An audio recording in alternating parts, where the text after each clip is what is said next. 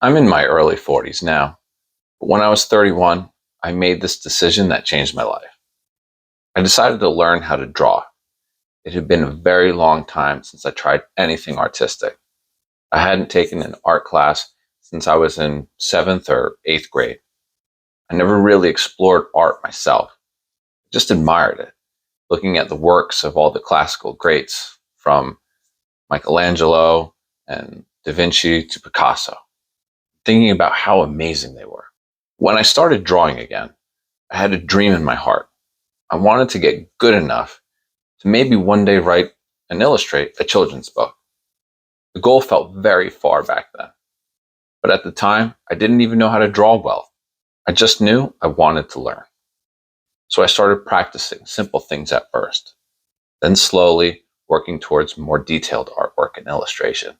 10 years went by. I learned how to draw using a tablet and became pretty good at digital painting.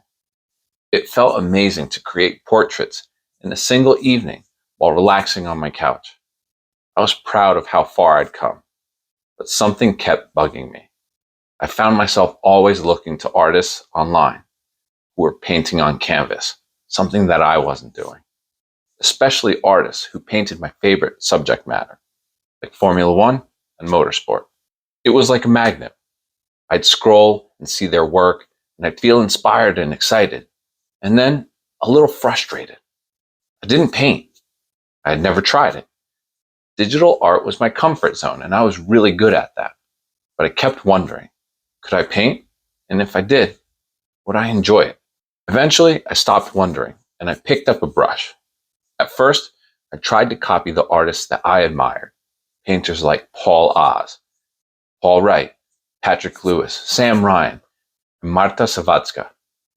I studied their techniques, their styles, and their colors, and the way they captured everything on canvas.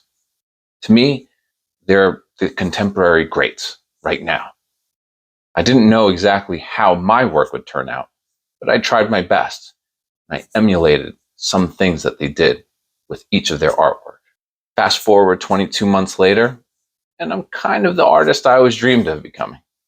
Now I create the kinds of paintings that I used to admire from afar. I paint what inspires me.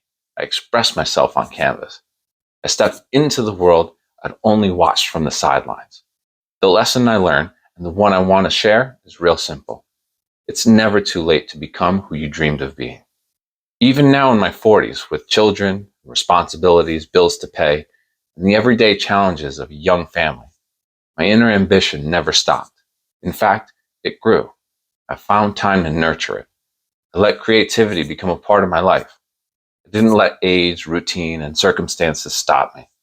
There's a beautiful kind of rebellion in chasing a dream quietly, in stolen moments. Scribble in a notebook while your coffee brews. A podcast while folding laundry.